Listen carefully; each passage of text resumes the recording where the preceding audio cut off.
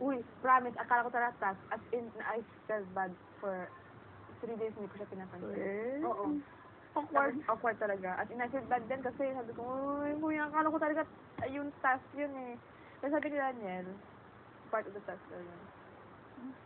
Sabi ko, kahit na ako talaga eh. Kasi, sinaan nila sa akin. Kasi yung boyfriend ko malayo.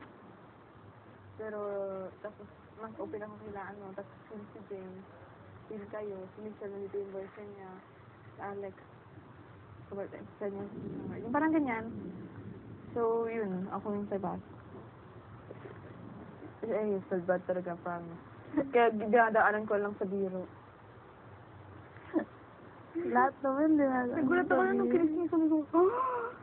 Nagulat ako, promise. Akala ko talaga task yun. Akala ko din. Tapos yung sinabi na hindi task, as in 4 days, talaga inisip ko, oh my God. Sana gusto na Seryoso, akala ko- Usutan ng kami ni Kuya.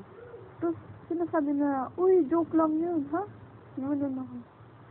Tapos, yung mga iba ka din task, hindi nila alam, pati si Lim. Kasi sinasabi, go, go. Oh, nagulat ako na lang, sinabi ko sa sabi ko sa'yo. Kaya yung nag-ano kami, doon sa, di ba yung party, tapos matulog kayo. Nagawa ko yan. Nagawa ko kay Alex. No sleeper kasi. Yung sinikis, dapat may magkikis ka sa kanya dito, hindi, ganyan lang. Or kahit ilong lang sa dibig. Yan. Naglaro kayo ng ganun? Jacob, hindi hindi na namin pinapansin kasi yung mga dare niya. Sabi niya, nilaan mo yung dito niya. Sabi, huwag ka nang sumali. Kadiri mo, huwag ka nang sumali.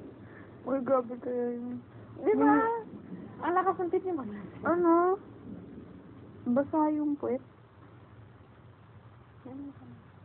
T-shirts niya. Di ba? Kasi yung Hindi alcohol. ba yun? Hindi, nahulog yung alcohol, hindi niya naramdaman. Eh, fake yung grass, di ba? Oh. So, hindi siya umano sa ilalim. Umano na siya.